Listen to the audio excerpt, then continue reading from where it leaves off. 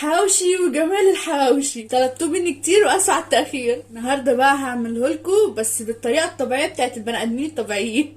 مكونات سهله جدا وتوابل سهله جدا. يلا بينا نبدا. مكوناتي 4 حبات بصل فرمهم ناعم في الكبه، و5 فلفل اخضر فرمهم برضو في الكبه، 2 طماطم مبشورين، فلفله حمراء وفلفله صفراء متقطعين قطع صغنطوطه. معايا هنا طبق فيه شبت وبقدونس وكزبره عشان التوابل بتاعتي، ربع معلقه فلفل اسود والتوابل على حسب الرغبه، 1.5 معلقة كبار من خلطه الحواوشي بتجيبوها من عند اي عطار، ومعلقه كبيره ملح. البهارات بتاعت الحواوشي فيها التوابل فانا مش هكتر في الملح الا لما اتاكد ان الطعم مظبوط.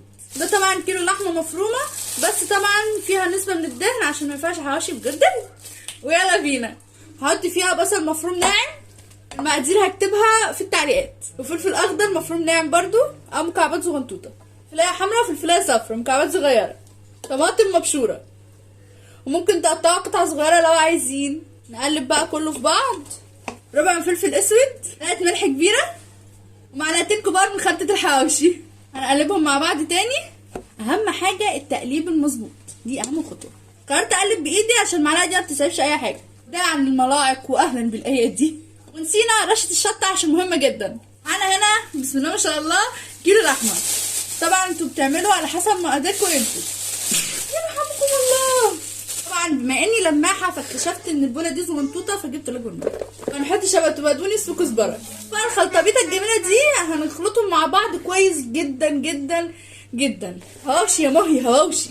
وخلصنا الحواوشي اهو، بيبقى عامل زي العجينه كده قطعه واحده زي ما انتوا شايفين كده. اهم حاجه يوصل القوام ده. اهم حاجه في الحواوشي هي الدهن. طبعا لو انتوا عايزين نشرب التتبيله قوي تسيبوه نص ساعه او ساعه بالكتير خالص.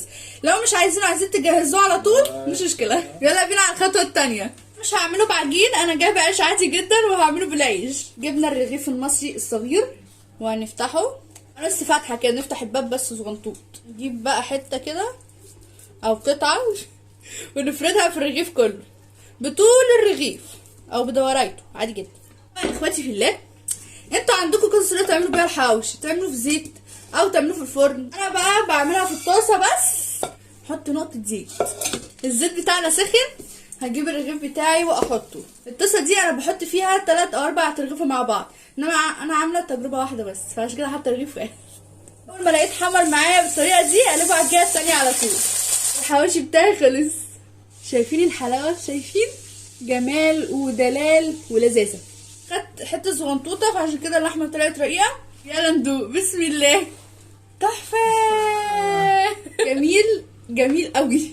طعمه زي بره بالملي. والله بالملي، ويمكن احلى كمان لان احنا عاملينه بنفسنا في البيت فضامنين هو جواه ايه ومعمول من ايه. انا كده خلصت. عايزين من اي حاجه تانية ما تنسوش تقولوا لي. باي.